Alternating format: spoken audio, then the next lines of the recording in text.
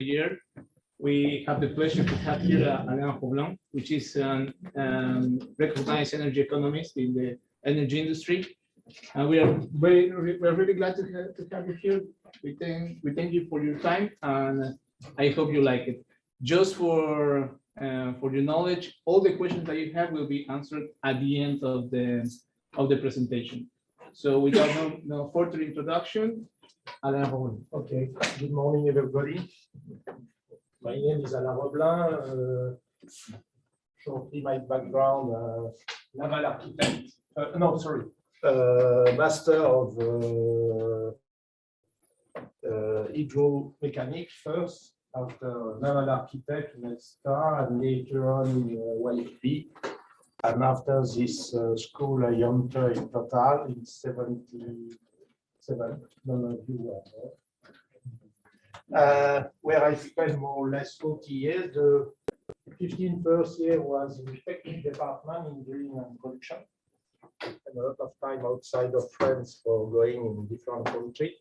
My specialty was more or less the remote area, country as Sudan, as Equatorial Guinea, as Papua New Guinea, for this type of countries. We have no utilities for when you would like to make something in drilling. And after I passed from the technical department to financial and later on to economy. And at the end, I was in charge of the economic calculation in Total, with a specialty again of remote area and more precisely, all the activities in what in Total we call West Europe. West Europe in Total goes from Kazakhstan to North Sea, including partially Argentina and other countries like this one. Okay, that is was my background. And now I am retired for a certain period of year. Therefore, I don't have to go in the street today. I stopped working. I was 66 years old. Therefore, I was not involved. I have no interest in what happens today of this subject. Okay, we are going to speak about renewable in fossil fuel, and more generally of energy. First of all, I would like to show you that. In fact, it's a linear recession with economic growth compared to the energy demand. Okay, I don't want to enter in the R2 equal, more or less equal to 1 and so on. Therefore, we can say that if you would like to have an economic growth, we must have an increase of energy demand.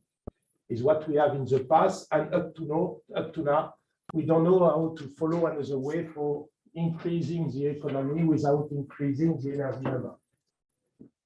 And if we have a look at which type of energy we use in the past, in fact, it's something which goes from 65 to 2020. You can see that in the past, the big part of energy that we use was the coal, 27%, the oil, 31%, the natural gas, and the rest in hydro, nuclear, renewable, but all of that is fossil fuel. Okay, but here it's a graph with primary energy consumption. You know the difference with the final energy consumption? No idea. One part of this energy, coal, for example, is used in the power plant, consequently for producing electricity. About the oil, let's say, about the natural gas, the same again. Therefore, if you would like to reduce, because when you look to the final energy consumption, we've got this curve. You can see that we've got a different with the previous one. The direct use of coal is small compared to what we had. About the oil, due to the transportation, we still have a lot, but the rest is used frequently in the power plant. It's a reason for which, if you would like to continue the economic growth in the world, in fact, all of that will pass through electricity, but electricity not produced with fossil fuel, but if possible, with renewable energy. Okay, I gave you here an idea of where we use this different fuel, you can see that in the OECD country, more or less, we are not stable, but with a small increase. Or if you prefer, the elasticity to energy growth, to energy demand of the economic growth is less than 1. But what can we say? We can say that we've got a transfer of the demand from OECD country to the non-OECD country. Look what happens during the previous shock in 81 and in 73. In fact, we've got a big transfer of the industrial sector. We use a lot of energy from this part of the world to this one. Okay, it's what we have, historically speaking, in the past. And when we have a look to the different scenario for the future, we are in this situation, or more or less all the increase of energy demand will arise directly from the non-OECD countries.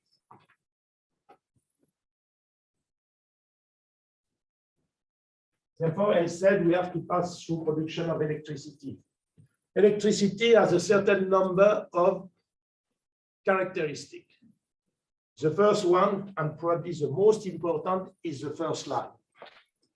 In fact, we produce and we consume the electricity more or less in the same time. We cannot store the electricity. At marginal level, yes, through battery and so on. But we are more or less obliged to use directly what we produce. Another specificity of electricity is the seasonality. In the OECD country, we use more electricity during the winter than the summer, excluding in the country where you've got a lot of how do you call that, climatization. Okay, that it's for the seasonality during the year, but it's the same during the day. We've got different peaks during the day. During the night, more or less, the consumption is very low. Starting at 7 or 8 o'clock in the morning, we've got an increase, which will follow, which will continue to be at a high level up to maybe 7 or 8 o'clock in the afternoon, after the night, and a decrease later on. Therefore, we have to adapt the production to the demand. And it's what is important in the system. We have no pollution, but no pollution at user level. Okay, if we live very close to a power plant which use coal, probably your attitude concerning the no pollution will be different. Okay. Highest volatility in the commodity world. Okay, and Earth of the system, which is important too, is in fact the transport, the grid, and the network itself. Is what we call the natural monopoly. You are not going to build, for example, 2 transportation systems because you would like to have competition between 2 actors. No, it means that you are going to build only one. Consequently, you need to have a certain number of laws concerning this natural monopoly for being able to have a free access to the system if you would like to have a competition at production level and distribution level. What else? We've got traditionally a vertically integrated business model. In other words, what does that mean? That means that you are an actor which will produce electricity. Frequently, is going to have transportation possibilities. Is going to distribute later on the electricity, and you will have a fee on each sector of the system: production, transport, and distribution. And what else? Politically, it's a very important aspect for the politician, which means that we've got more or less a very heavy state intervention in the system. It's a case in France for people who know the French system, but it's a case in all other countries more or less in the world.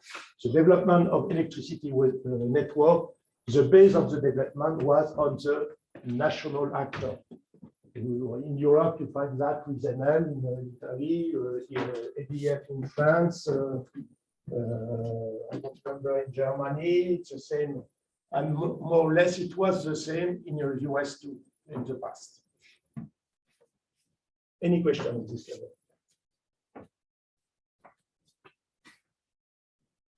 Okay, I try to summarize the electricity value chain, okay, generating activities, okay, later on, okay, with transformation, okay, we forget that, the transmission line, later on, we have substation for transforming the voltage of the system to something which is not usable for the consumer. And at the end of the day, we've got the actors which are going to consume the electricity.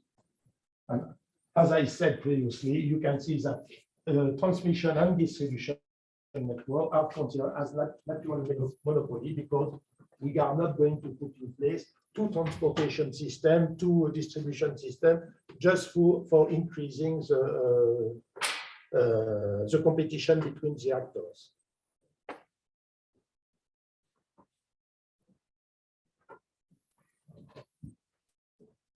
Just for, I said, it's something which is, we've got seasonality and so on. As it is written here, you can see that, in fact, when, as it is written here, you don't check the price before switching on the light. Okay, therefore we use it daily without taking into account really the value. And as I said before, the evolution of the loading curve during the day, during the night is low, we start to have a big increase of the demand, more or less, it depends on the country, but somewhere between 7 to 12 o'clock. And later on, we have a new peak in the afternoon and something else at the end in the evening. And later on, we go down for the demand. And according to the type of actors that we are going to have, you can see how we evaluate and what is the gap between the mini and the max according to the sector we take into account the redemption, the commercial or the industrial is what we have.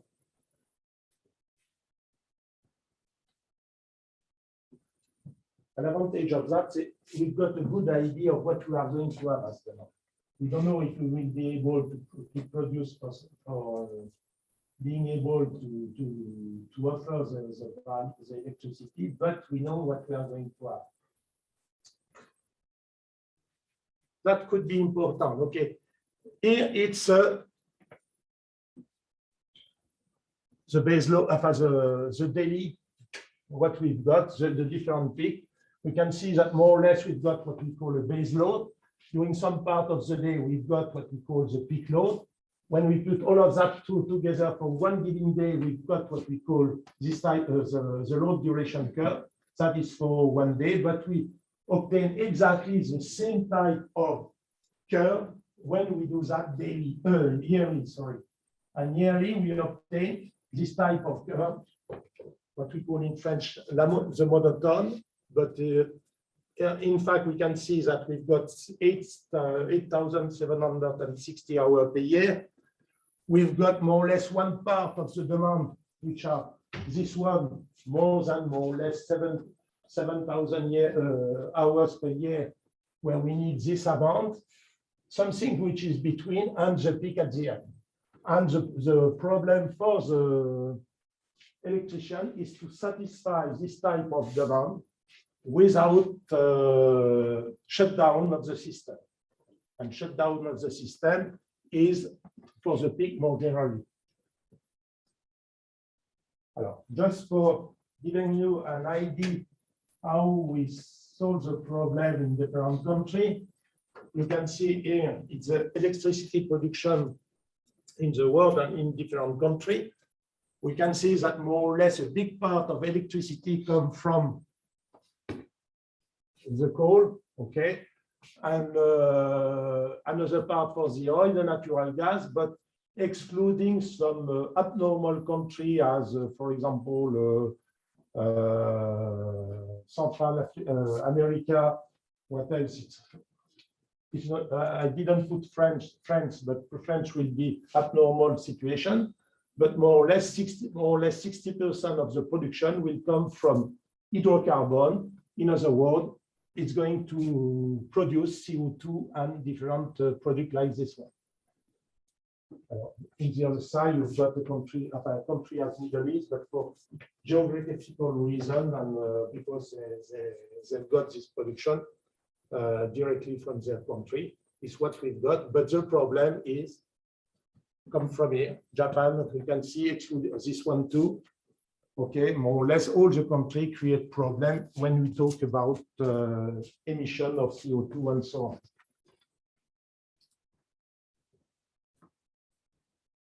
Alors, the problem is the electrician has a park, a power plant park, and he has to deal with how the electrician will satisfy the demand according to this plan.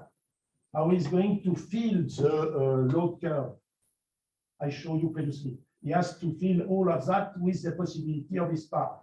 What he's going to put in activity first, what he's going to put after, how he's going to satisfy the peak and so on, is the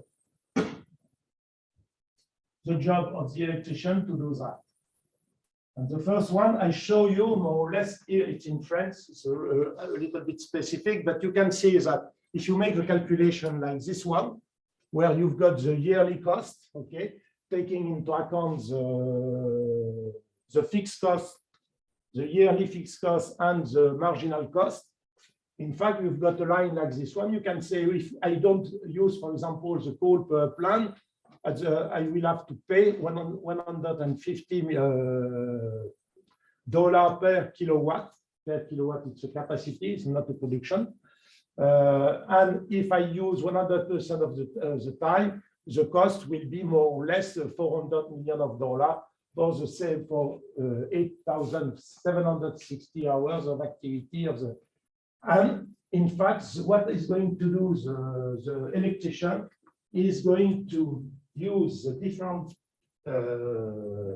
power plant that is going to have according to the marginal price that is going to have. In fact, more or less for nuclear, if you use it or not, the cost will be the same. Therefore, marginally speaking, the cost per kilowatt is more or less equal to zero. Therefore, if you've got it, you have to use it because you've got a marginal price which is more or less equal to zero. If you've got something which is a coal, here I put two examples. One with a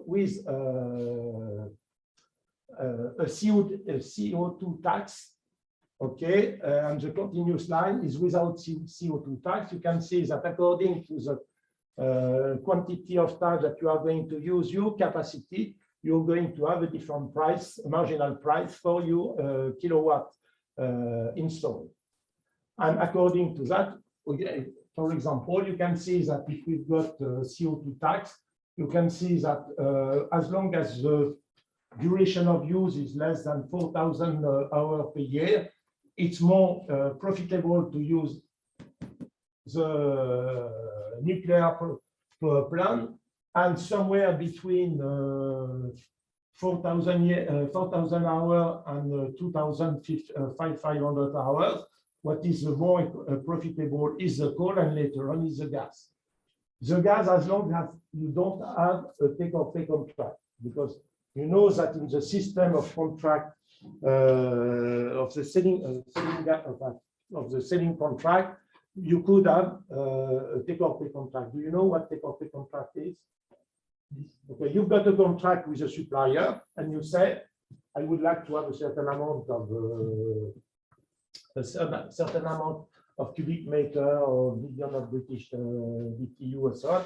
Okay, and the seller said, okay, you're going to take this quantity, you take it, you pay, you don't take it, you pay. But you will be entitled to recover this quantity later on and so on. But consequently for you, the marginal price for the fuel is more or less equal to zero, because in the two cases you have to pay. Okay. It's not what we took into account, but in a certain type of contract, we could have a gas which is economically speaking better to use before the coal due to this reason.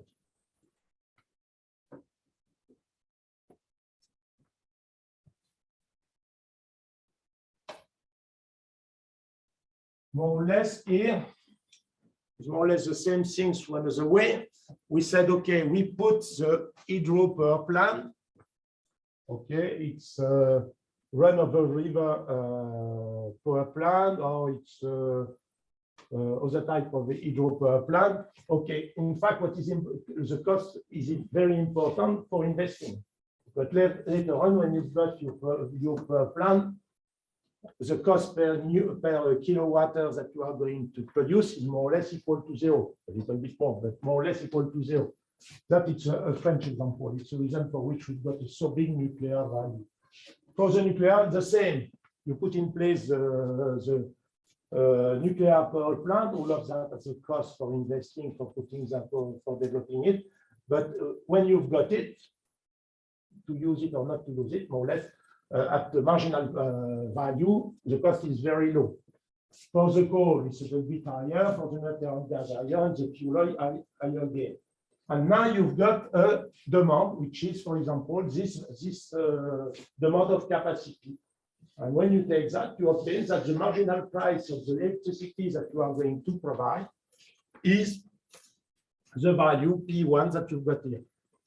Here we see directly the reason for which we have a big, following the Ukraine war, we've got a very important increase of the electricity price. Because due to Germany, they have developed in Europe a system like this one for the international price in Europe. And in fact, the marginal capacity which gives in the past the price of the electricity was natural gas. Consequently, more or less, we've got an indexation of the electricity price to the gas price. And it's a reason for which we had at industrial level an increase of the price of the kilowatt hour, which is more or less 200%, something like that. Very important increase of the price. Okay, that is okay as long as you can use all of your capacity all along the day. Okay, but which is not the case. Because, for example, according to the type of hydraulics that you are going to have, imagine that I said the run of river power plant for hydraulics, for this one is going to produce continuously, okay, because there is no retention of water. But if you've got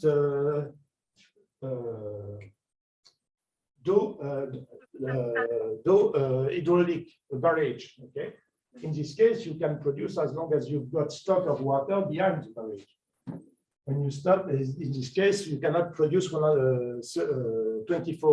hours per day and all the day in the year. About the nuclear, it's the same, but for the nuclear, it's different because the disponibility of nuclear power plant, it depends on the country and the period of the period for the electrician, but the disponibility normally has to be somewhere between 85 to 90% of the time. Therefore, we can have something like that. For the coal, it's a little bit different because if you stop a coal power plant, you have a certain number of constraints. For example, you have to, before starting the power plant again, you have to wait a minimum of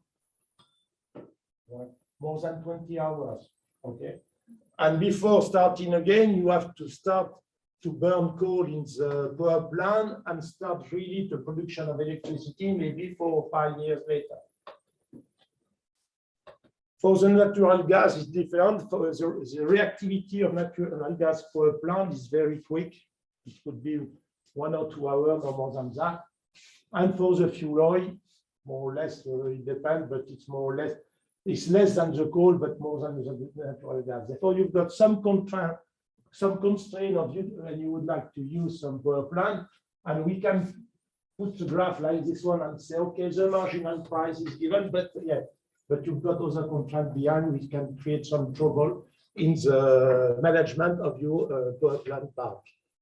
Okay, but that is what we call the merit order for the production load of the monoton of the electrician.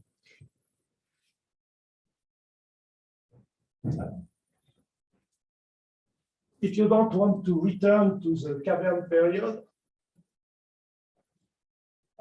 we have to make a transition at energy level. We have to make a transition from fossil fuel to renewable. But it's not something new, because look, it was a funny curve, because we can see what happened during the last 2 centuries. A little bit more, you can say that at the beginning of the 19th century, more or less, we used 95% of biomass. And today it's only somewhere between not 2005. And during this period, we have increase during the Industrial Revolution. We've got a big increase of the coal. Later on, after the discovery of the oil, the utilization of the oil, we transfer one part of the production of the use to the oil, and later on for the gas, and after for nuclear. But it's marginal for the 3 last, the 2 last nuclear and other renewable at world level, not in OECD country, not, but at world level, yes. But first of all, what do we call renewable? You can see we hear something about that. What is renewable energy? Is defined, that is written here. Okay, the contribution of renewable to total primary energy, not final, primary energy supply. And renewable includes a certain number, the primary equivalent to hydro, excluding pumping. Do you know what pumping is used for? Okay, during the base, when you've got free capacity, you continue to produce electricity with this capacity, and you use the electricity for pumping water from the bottom to the top somewhere in the mountain and so on. You store water, and during the peak period, you use this water through turbine for producing electricity. Is the objective of the pumping system. Okay. Geothermal, solar, wind, tide, wave sources. One with something which is more exotic as the tide and the wave. But for the other, wind, solar, and geothermal is more important in the park system. And here we can see that the energy derived from solid biofuel, biogasoline, bioair, etc., they define is what is written here. This includes more particularly the wood and the vessel. Okay.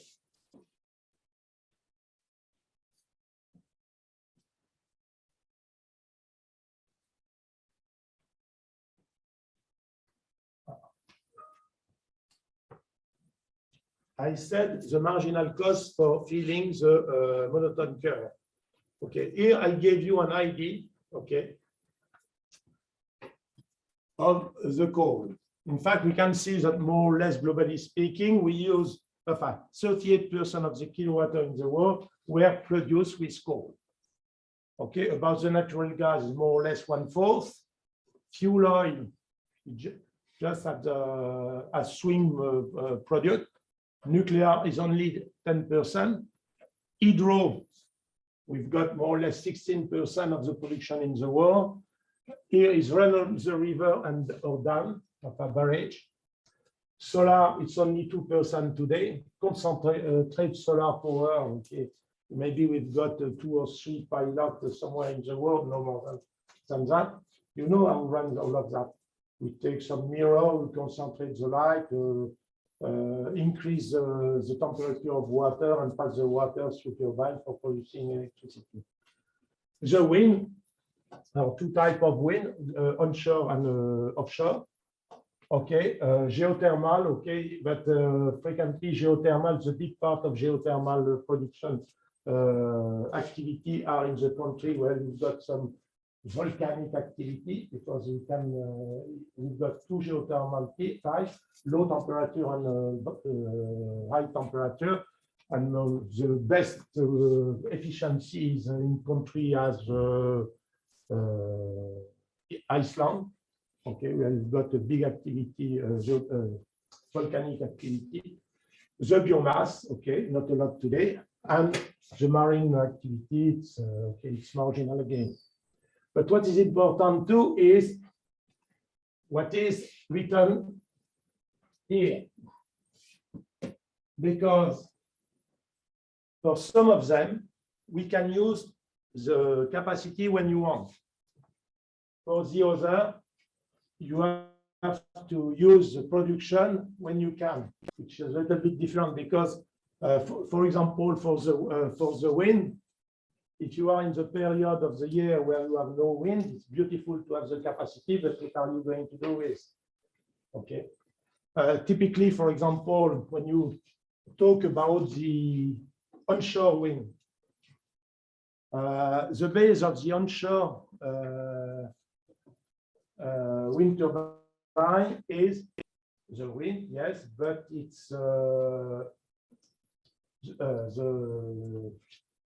the wind is due to the difference in temperature between the air and the ground. And the problem is that at the beginning of the day, at the end of the day, we've got more or less the temperature of the air and the temperature of the ground become more or less equal to zero. Therefore, no production of this type of capacity. And when do you need it? At the beginning of the day, at the end of the day. Therefore, you've got beautiful capacity, but you can do nothing with because you have no wind during this period.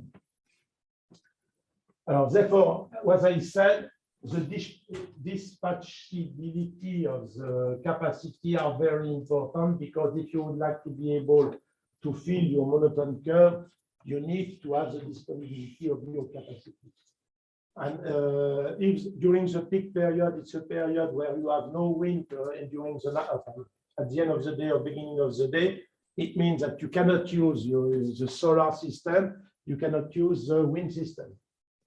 Therefore, remain in your pocket, okay, the hydro, and maybe the geothermal if you are lucky in an area where you can use it. But in the other hand, this type of capacity doesn't produce a lot of carbon, CO2. If you would like to reduce strongly your CO2 production, you don't have the choice. You have to choose the nuclear, okay, the nuclear power plant. You have to use the hydro power plant, the solar, the wind, and so on. But the problem is, are they able to produce? What else that we have to keep in mind? We have to keep in mind something else, which is the level of investment that we have to put on the table for being able to for building this type of activity. Because what we call the fixed cost. If you would like to build a nuclear power plant, the price is very high. But when you've got in your power plant, the marginal price is very low. Is what we've got in variable cost. So in other words, it means that when you have to provide electricity for the base, it could be a good idea to develop capacity which investment cost is high, but marginal cost is low. And it's a reason for which we find in the Newton curve, we find this type of production power plant at the bottom of the curve.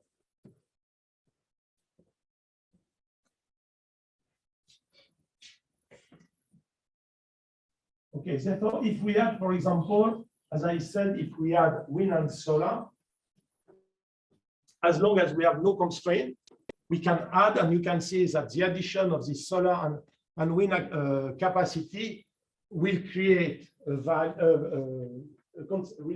consequence for you, which is the decrease of the marginal price of your system.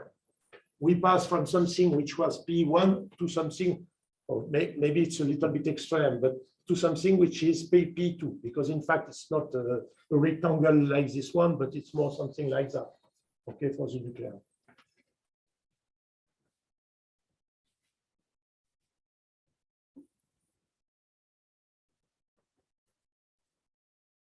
Alors, Now, I said when we've got a park, we have to choose, and we use frequently the merit order for filling the capacity. Okay, but now when you have to develop, or you have to add capacity to your park, how are you going to do? Because you have to compare the different type of installation. Can you say, okay, I am going to use the cost per kilowatt, per capacity, okay, according to the type of capacity. I can choose the price of kilowatt hour, okay, but this price will depend strongly of the duration of utilization of you for a plant. Consequently, okay, maybe it's not good. The cost difference between the different contingency, or it could be the efficiency, because, for example, if you've got some trouble concerning, for example, the production of CO2, you have to keep in mind, for example, that the different capacity here, for example, for the coal, the efficiency of the coal per plant, it depends when you have built this coal per plant, but it's frequently somewhere around 30%, or if you prefer, 33%. Because if you prefer, if you would like to have 1 kilowatt at the end, you must put as coal level 3 kilowatt, the equivalent of 3 kilowatt. If you've got a fuel oil, more or less all the fuel oil power plant are very old power plant. Consequently, they've got very an efficiency rate which is bad, which could be somewhere between 25 to 35. When you talk about natural gas, for natural gas, we've got a big disparity of efficiency because it depends on the type of power plant that you've got in your park. If you've got a simple turbine, okay, simple turbine means you've got the turbine, okay, you inject gas plus O2, okay, you burn your gas, and here you're going to have something which will turn due to the difference, and after you are going to put what we call alternator at this level, and you are going to produce electricity, alternative electricity. But you could have something else. For example, you could have what we call, I don't remember the name, you use that. And for that, for example, you've got an efficiency which is somewhere around 35%. Okay, it could be from 30 to 40. You can say, okay, I use the product of combustion A and A. Okay, I will use it through an exchanger. Okay, and I will increase in the exchanger, I will have air at this level and water inside. I will increase the temperature of the water, and I will be able, therefore, to use a second turbine. But this second turbine will the liquid used in this second turbine will be water. Okay, here it was air, combustion. And at the end of the day, for this type of activity, you can reach an efficiency rate which is something as 55%. And the best case I saw, it was in Colombia for the flower. You know that Colombia is the first exporter of flower in the world. Okay, before Netherlands. And what they do? The beginning was the same for that, but after the exchanger, they used the gas, which temperature was somewhere around 30, 35 degrees, and they send that in the greenhouse where they've got flower, and they recover through this way. They recover the temperature of the fluid plus the CO2 in the fluid, because you've got flower. It's beautiful for the plant to have CO2 during the day, not during the night. Consequently, they reach an efficiency rate which was more or less 80%. do that plus that plus that. Okay. Therefore, it's a reason for which frequently we said natural gas could be a transition fuel. Okay, fossil fuel, yes, but transition fuel, yes, too, because well, it's a combined cycle. So you have forgotten the name. Here is what we call the combined cycle, a gas turbine. Okay, therefore the natural gas, as you can see, therefore, for the nuclear, we produce more or less directly, we produce electricity. Okay, which can create some trouble when you when we would like to make some calculation, because we've got the final product and we would like to know what is the equivalent or at the basic product. You have to apply an efficiency rate at the opposite for being able to find what is the equivalent at a fuel oil or gas or coal level. Hydro, as I said, we've got more or less 3 types of hydraulic power plants. The first one is run-of-river hydraulic power plant. Okay, as long as you've got water which is flowing in the river, you are able to produce, but you cannot control, you have to take it. The second one is a dam or barrage system.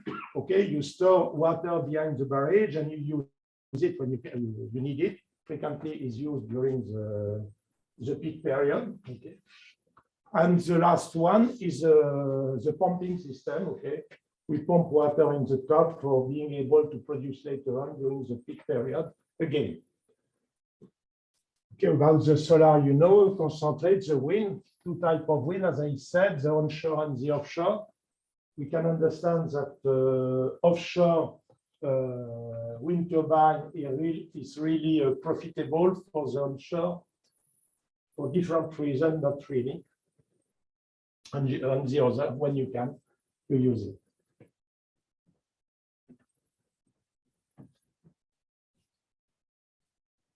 Now, as I said, after we use that, but here we've got a small trouble, because that you can use it continuously. That probably, yes, it depends on the type of the production system. But for that, it's according to the condition that you've got. If you are during the night without wind, the possibility to use this type of production capacity is more or less equal to 0. Therefore, you cannot say, I am going to develop a system where I am going to have only this type of thing.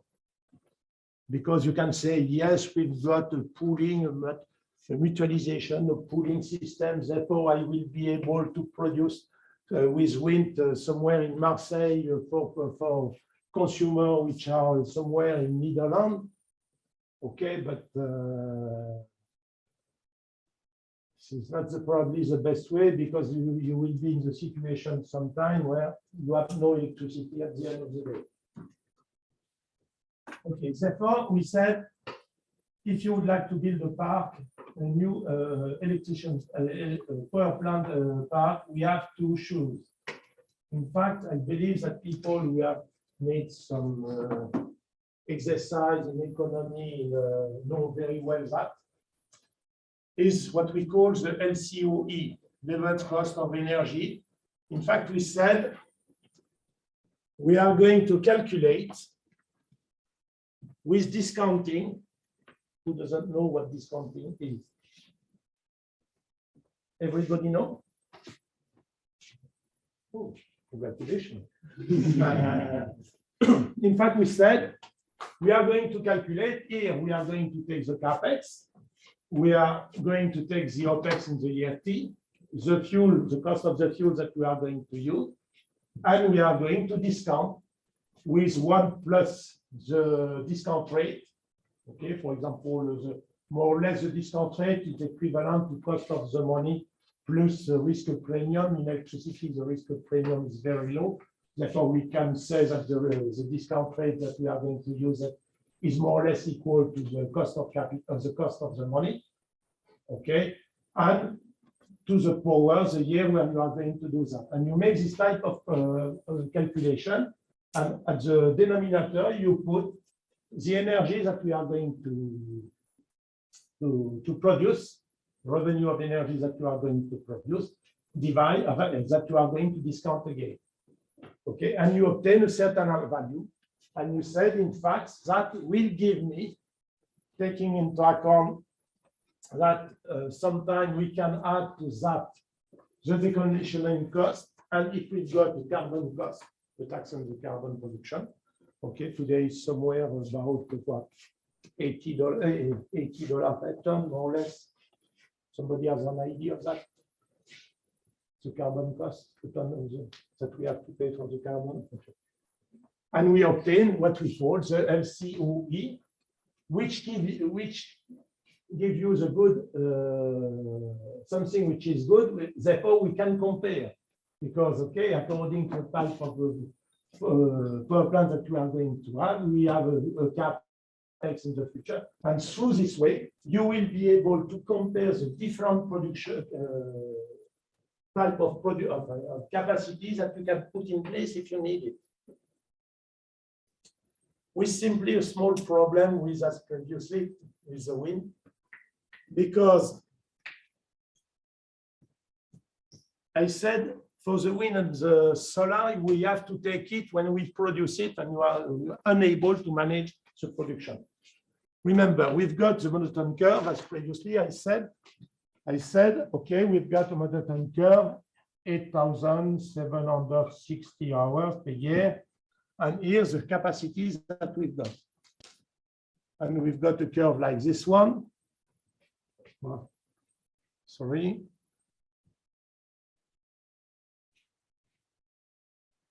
And we said we are going to fit this, this monotone curve. First of all, we are going to put the hydro, which produces the beginning. Later on, if we've got, we are going to put some nuclear power plant. Later on, probably the coal, little bit of gas, oil, and here we are going to satisfy that through hydro. What else? Maybe some gas turbine, and what else? Maybe with specific contract with the industrial, because you are going to sell to the industrial. If you are, it's what we call, I believe, in France, the EGP contract. What is behind this type of contract? We say to the industrial, okay, if you accept to stop your activity during a certain number of days per year, I will provide to you the electricity at a price which is for the other day, which is a lot lower compared to the competition and so on. It's the EGP contract. Okay. Imagine that you said, I would like to put wind or solar capacity. You said, when I am going to put, in fact, you said that I am going to use this solar production and this wind production when I am going to produce, and I don't know when. Probably this solar and wind activity will be during a certain period of time and will fill this part of your monotone curve. What does that mean? That means that for the activities that you've got, the production that you've got here at hydraulic level, nuclear level, and equal level, you are going to impact badly the result, economic result of this type of plant. Therefore, when you make this calculation, you don't take into account that you are going to destroy the profitability of those other plants. You do that and said, for me, as wind turbine, I am going to make this calculation and I obtain a value. And now I am going to compare to other type of production system. Yes, but I have to keep in mind that due to this new capacity, I will decrease strongly the profitability of those type of activity. And it's what happened, and more precisely with, remember, Miss Merkel, Prime Minister of Germany, has decided, I don't remember, just after Fukushima, to push the wind and the solar capacities. And they said, never mind, if we've got excess of production, we are going to sell it on the network, international network, European network, at a price which is more or less equal to zero. Because I've got the choice. She has the choice in this case to put a cable in the ground for eliminating the kilowatt hour, or to sell it on the market. But when she do that, automatically people take it. Consequently, for example, for France or for other particular country who has some nuclear power plant, they are obliged to reduce the production of the nuclear power plant for being able to take, because they have to take it. And when you reduce, for example, the production of a nuclear power plant, you don't increase the period of revamping and so, before revamping and so on, because for reducing the production of nuclear power plant, you put in the earth what we call it's load no, I don't know the name. In French, it's barre de charge. In English, I don't know. And this barre de charge will absorb the spin neutron and reduce the reaction in the earth of the nuclear power plant. But at the end of the day, the duration for new maintenance will not change due to this reason. It's going to be exactly the same. Therefore, we have to take that into account in the calculation. And when you have a look to the future, here I gave you energy costs according to different scenarios, okay? And for more or less United States, for Europe, and for China. And you can see here you've got a certain number of columns. The first one is for the capital cost, okay? The investment that you have to put on the table and you would like to build a power plant. Alors, if it's a nuclear one, coal one, combined gas turbine, solar, onshore, offshore, and so on. And for US, for Europe, and you can see that, in fact, when you have a look to, for example, you would like to decide to build a nuclear power plant today in Europe, more or less the cost is 6.6 thousand of dollars per kilowatt. Okay, the capacity of a nuclear power plant depends on the type, but it's somewhere around 1.4, 1.5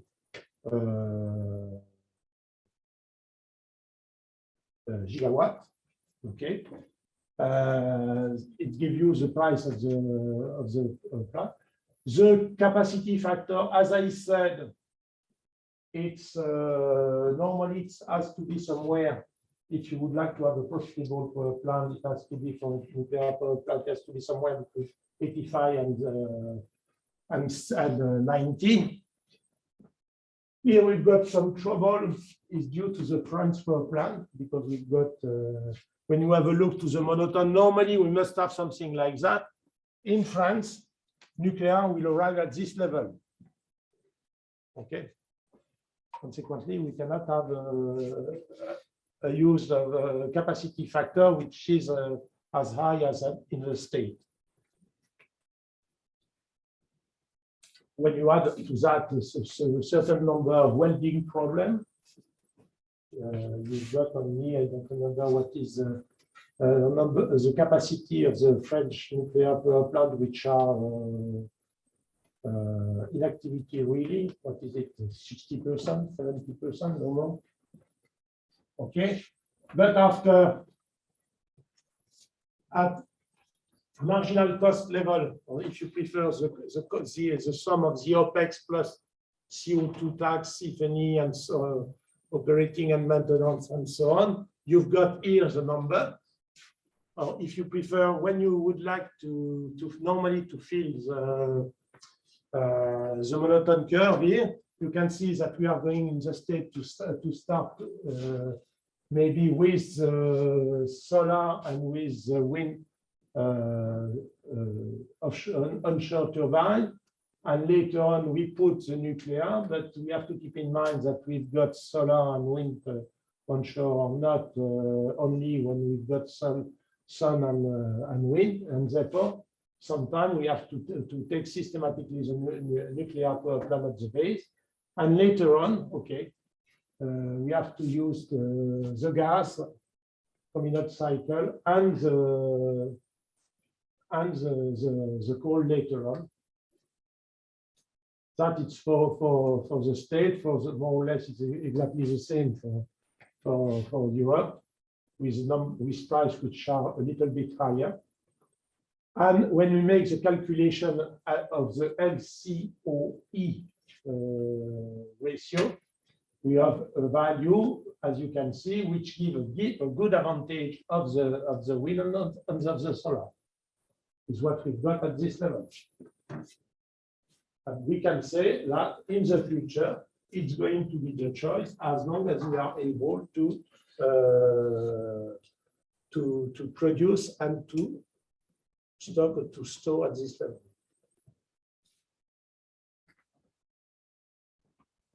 In other words, for people who like the system, what have we today? We've got something like that. In fact, we can see that more or less we've got three big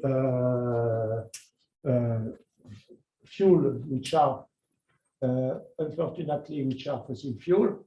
Okay, and we transform all of that for using it in the industry, in the transportation, in the building, and all that. Okay, and what you would like to obtain for the future is something else. For which reason? But the reason is here. If you would like to have to be in the same situation that the dinosaur 72 million years ago, more or less, okay, we have to solve this problem because we can see that okay, recognize that you've got people in the world who said, as Mr. Trump said, there is no problem of evolution of the temperature in the world, but I'm not so sure of that. For me, it's not really important, but I've got children and my children have children too. For me, it starts to be important. So we can say, what can we say concerning that? We can say, okay, the problem of economy, the calculation of the value, the LCOE, and so on and so on, it's nice. But the best way is maybe to stay, because, okay, for the Earth, it's not a problem in 2, 3, 4 million of years later, because the Earth will still there. But I don't know, what I would like is to have humans still on the Earth. Maybe the, and if we don't do something again, probably, as I said previously, we are going to be in the position of the dinosaurs 72 million of years ago, just before the problem with the meteorite.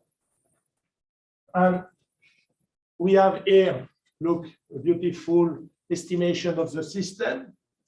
And we said, okay, the system, if we do nothing, more or less, we are going to obtain the blue line at the top. But we know that we can gain partially efficiency. We can reduce strongly our emission. And the only way is the increase of the efficiency, the use of renewable, the fuel switching. As I said, gas can be a transition fuel. Because if we replace all the, which is impossible, but if we are able to replace all the coal power plant with turbine combined cycle with efficiency rate, which is more than 60%, we are going to reduce strongly, maybe not enough, but strongly our emission in the future. It's what we call use the nuclear. Okay, I'm not a specialist on nuclear. Maybe it's good, maybe it's bad. I believe that we hear a lot of things about that. I don't know what we should do. That it's when we recover the CCUS, is for we recover it's a captation of CO2.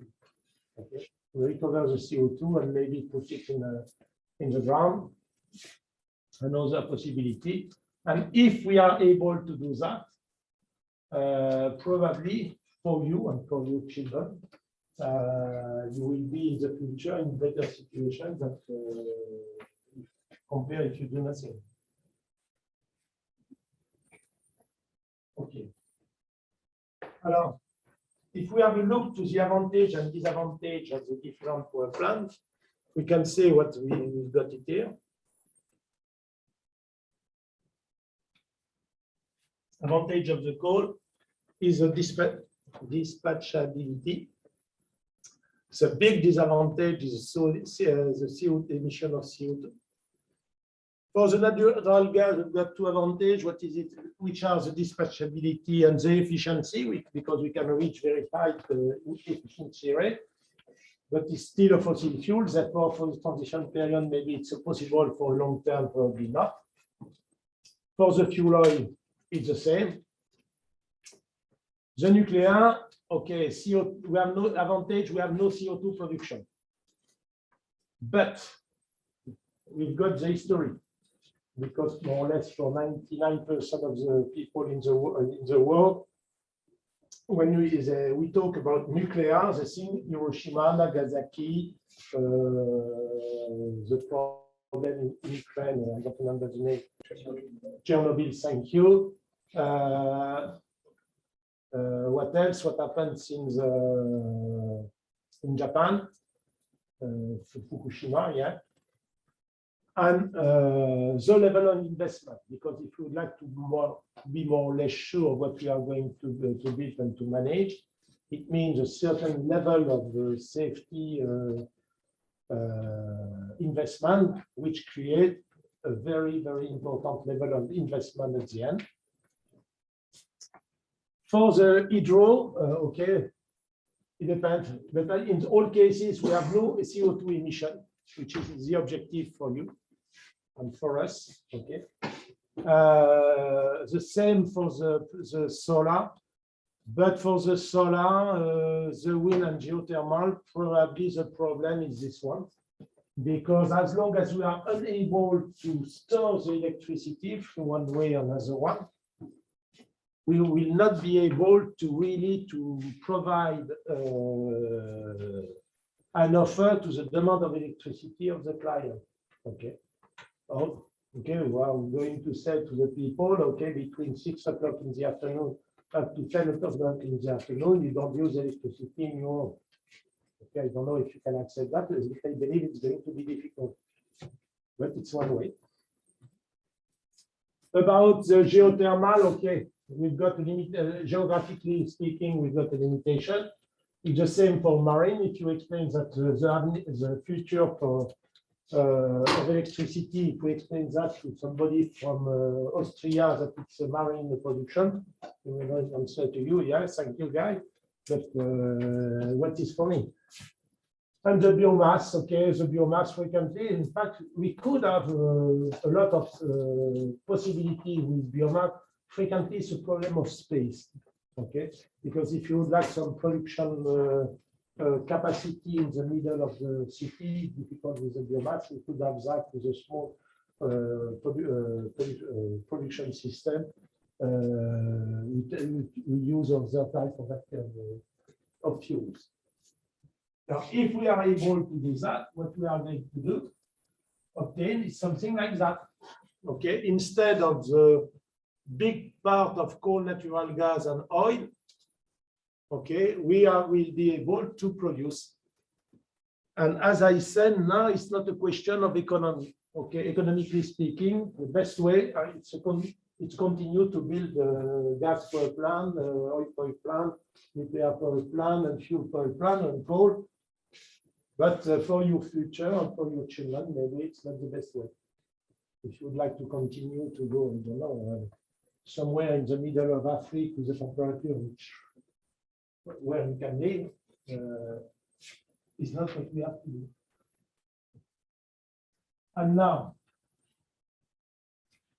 when we look to the estimation of the future coming from the different organizations, in fact, it's more or less a compromise between the different two. You can see that we must have in the future a big development of the renewable capacity, power plant capacities, with a decrease of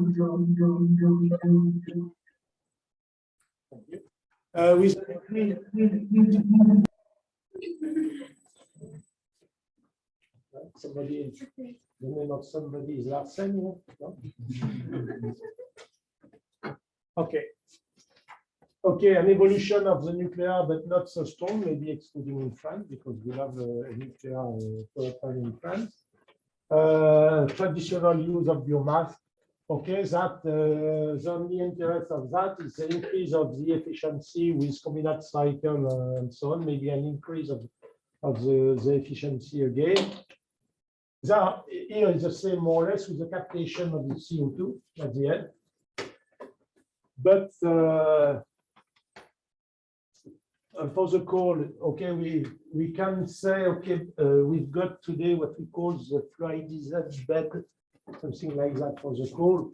That's where you've got, you decrease strongly the production of CO2, but you increase strongly the production of Vester because you make a mix of production with the CO2 of the coal. That at the end you have a mountain of Vester coming from this type of activity. Therefore, we have to recover only the CO2 at the from this type of plant and inject this CO2 in a reservoir somewhere, which means that it's a good activity for people who have a background of petroleum. Okay, after we will be able to use this background for injecting instead of producing oil. And it's what they believe. But for being able to reach this type of situation, we have a very important problem. A problem is a problem of investment, because it means that we will be able to forget the capacities that which are operational today and replace this capacity with new capacity which not produce this level of CO2 and so on. And the second way is the technical solution for electricity storage. Because as you can see here, if we are able through one way or another way to satisfy that, we will be able to have a monotone curve which will more or less equal to that. And it's going to be perfect for us. Because when we've got wind, we will be able to store directly or indirectly electricity, or during the day when you've got sunlight, or during the day when we've got wind. And in this case, we will be able to satisfy the increase without increasing the production, the emission of CO2. And it's what is behind.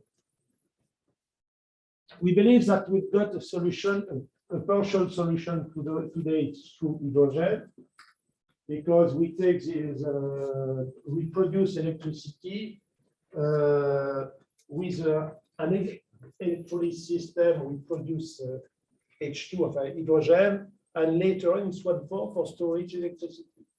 We produce hydrogen with electricity, and after we recombine hydrogen and oxygen for producing power and for the turbine and so on, and we'll be able. But technically speaking, we don't have the solution today. Never investment, okay.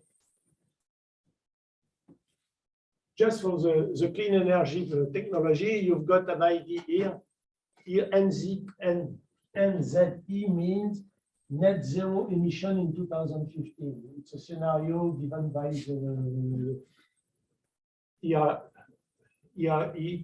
I believe. Yeah, EA.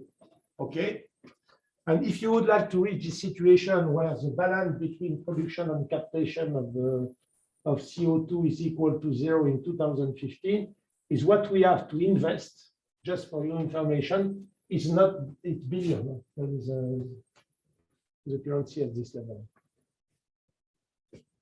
It's billion, and you can see that more or less a big part of this production will come from the wind, okay, and from the battery. But we suppose that when they put battery, it's one way for storing electricity. It could be, as I said, hydrogen system, a green hydrogen system, because refinery produce a lot of hydrogen, but I'm not sure that it's really green hydrogen system. And if we transfer the problem from the production of electricity to the refinery, in fact, at the end of the day, we didn't solve the problem. and is what we have to do. In fact, as I said, the big problem is what is in red here. Okay, how are we going to be able to store the electricity for being able to produce better with more efficiency in the future? Are we going to be able to do that? I don't know. But you will be in a situation maybe in 20, 30 years to see if we are okay or not. For me, I believe I will not have problem with my teeth at this period. But when we have a look to what happens during the last year, okay, from 2001, and we look to what is the share of renewable in the expansion of capacity, you can see that not the last year, but the year before, we reach a percentage more or less of 80%. It doesn't mean that we are not building today, putting in place new coal power plant or new nuclear power plant, but we can say that it seems that the people who are in charge in the world start to decide that it's a good way to go in this direction.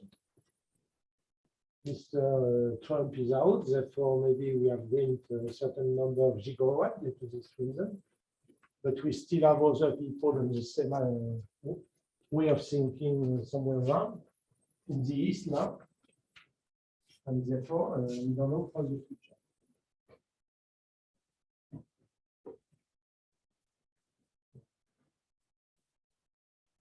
Okay. Have you got any question now? Yeah. Yeah, I read on the news that there are some countries that are implementing carbon taxes. So I would like to know what's your opinion on that. I believe it's not the best way, but it's a way for reducing the profitability of some type of, for improving the profitability of wind, biomass, and so on. So probably it's one way. Because if we don't take decision as carbon taxes, we never reach, economically speaking, a real competition with this type of production. Therefore, we have to do that. I didn't say that it's a good idea, but if you say to a lot of people who have the decision in the end, yeah, but it's bad to do that with gas, with oil, and that, they will say, oh, yeah, but for my profit in the short term, it's a good idea. Therefore,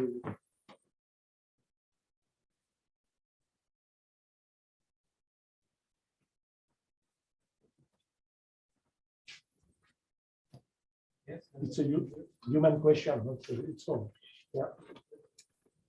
This is interesting. How close are we to the commercially viable technology for electricity storage from renewable energy?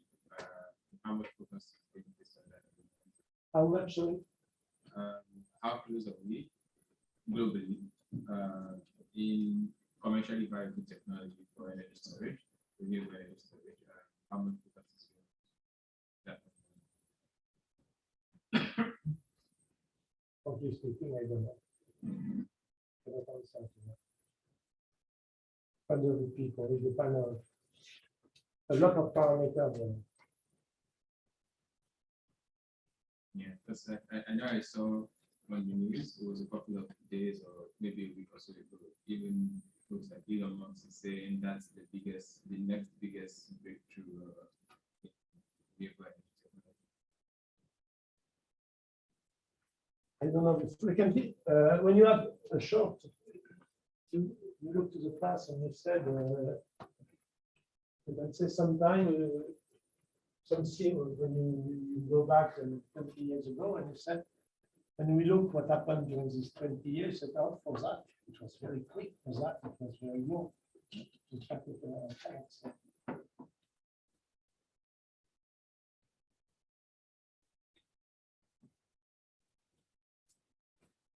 okay. Yeah.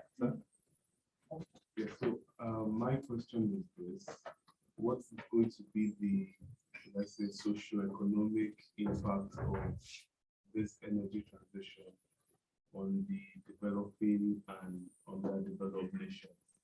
Because my belief is, if we push this too fast, Yeah. developing countries will become underdeveloped and poorer.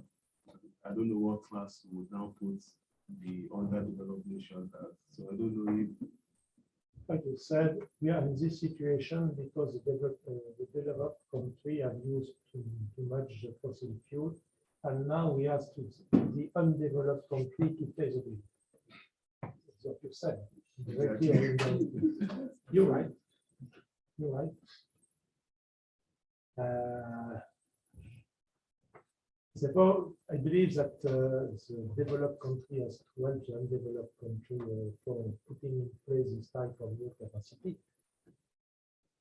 But the problem is a problem. Do you know one guy in charge, which is a philanthropic guy? No. You know, one guy in charge, which is not egoist attitude. Just one small question. In your opinion, what is the first objective of the people in charge, chief executive of the company as Exxon, Total, or EDF, and so on? What he is looking at? Sorry, money, for his company? well, for itself first, and then I his company. believe you're right. The first objective of this type of guy is to keep its place. Okay. Therefore, for example, he will never anticipate too strongly, because if he fails, he is going to lose his place. If it's okay, it's a win. For 1 year, the shareholder will say, beautiful, but one year later, they are found and it is going to come back. And the problem is, if you fail, for example, he has to anticipate too much, probably is going to lose his place, and he's going to be fired. Therefore, the first thing he's going to do is, I would like to see what can happen, but I will not anticipate the evolution too much, because if I fail, I will be fired. But it's a reality everywhere, so, including for me. Okay, I am not really optimistic. But it's going to be your objective, because you have to fire the people. That's a bad decision for this.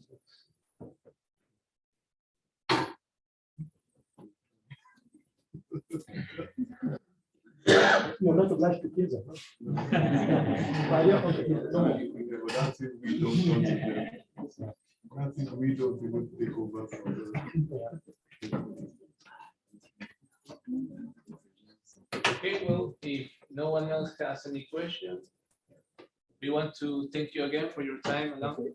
It was a very insightful presentation, and I hope that everyone enjoyed it. And now, the fun part, we have some desserts here, so you can save it. You can serve some. We have some drinks as well, so you can. Thank you for coming, guys.